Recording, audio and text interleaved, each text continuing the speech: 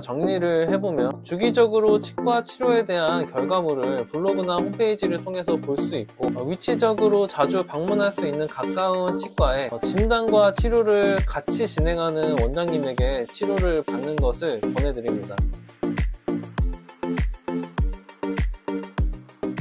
안녕하세요. 치과 알려주는 남자 정남호입니다.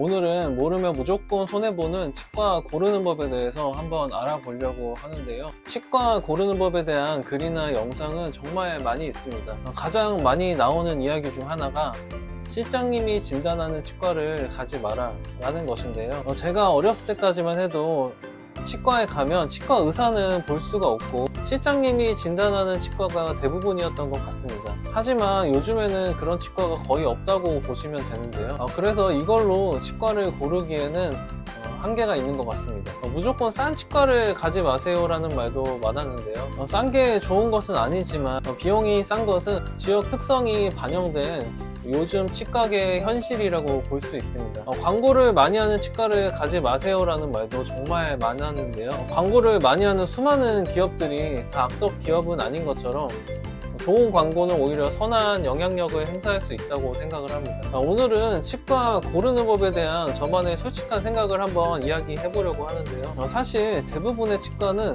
기본적인 실력은 다 갖추고 있다고 생각을 합니다. 치과 치료에서 제가 생각했을 때 가장 중요한 것은 치과 의사의 책임감인데요. 치과에서의 책임감은 치료 후의 관리적인 측면에서 정말 중요하다고 할 수 있습니다. 즉 나의 치아를 오랫동안 책임져 줄 수 있는 치과 의사에게 치료를 받는 것이 정말 중요한데요. 치과 고르는 법 첫 번째, 치료 결과물을 블로그나 홈페이지를 통해서 볼 수 있는 치과를 추천해 드립니다. 치료 결과물을 블로그나 홈페이지에 올리는 것은 사실 쉬운 일은 아닙니다. 그만큼 치료 결과에 어느 정도 자신이 있다는 이야기인데요. 치과 의사가 언제나 좋은 치료 결과만을 낼 수는 없습니다. 하지만 적어도 좋은 치료 결과물을 보고 치과를 고르는 것은 좋은 치료를 받을 수 있는 가능성을 어느 정도는 높일 수 있다고 생각을 하는데요. 치과 고르는 법 두 번째, 전반적인 진단과 치료를 같은 의사가 하는 치과를 추천드립니다. 실제로 많은 대형 치과들이 진단은 대표 원장이 하고 실제 치료는 다른 의사가 하는 경우가 정말 많은데요. 이를 분과별 진료라고 표방하는 치과들이 정말 많습니다. 사실 저는 이런 치과를 싫어하는데요. 다른 사람이 진단하는 것을 과연 책임감 있게 마무리할 수 있을까요? 이에 대해서는 정말 많은 치과 의사들이 반대를 할 수도 있다고 생각을 해요. 치과 치료들은 의사의 주관이 들어가야 되는 경우가 정말 많습니다.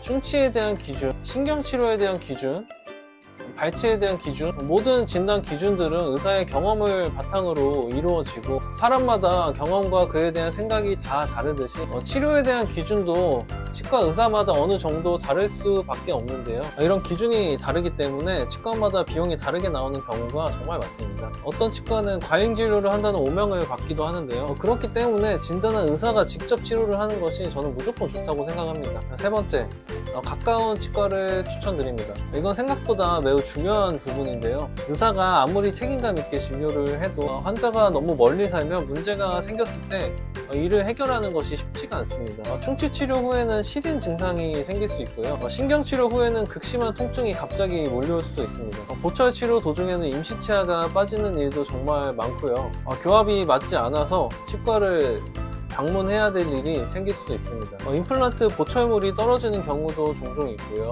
수술 후에 잇몸이 벌어지거나 출혈이 멈추지 않는 경우도 종종 일어나곤 합니다. 치과 치료는 이러한 일들의 연속이기 때문에 정말 생각보다 자주 방문해야 될 일이 생기는데요. 방문하기 쉬운 치과에서 치료를 받아야 이런 상황에서 대처를 잘 할 수 있다고 생각을 해요. 지금까지 이상 제 기준으로 주변 사람들에게 추천해줄 만한 치과에 대해서 한번 알아봤는데요. 깨끗한 인테리어, 값싼 비용, 친절한 의사, 이 모든 것이 다 중요한 부분이 될 수 있습니다. 하지만 좋은 진료를 받기 위해서 제가 말씀드린 이 세 가지 사항에 대해서도 한 번쯤은 고려를 해보셨으면 좋겠습니다. 자, 정리를 해보면 주기적으로 치과 치료에 대한 결과물을 블로그나 홈페이지를 통해서 볼 수 있고 위치적으로 자주 방문할 수 있는 가까운 치과에 진단과 치료를 같이 진행하는 원장님에게 치료를 받는 것을 권해드립니다. 사람마다 생각의 기준은 다 다를 수 있다고 생각을 해요. 제 말이 정답은 아니니까요. 참고용으로만 한번 봐주셨으면 주셨으면 좋겠습니다. 오늘 영상이 치과를 고르는 많은 분들에게 조금이라도 도움이 되셨으면 좋겠습니다.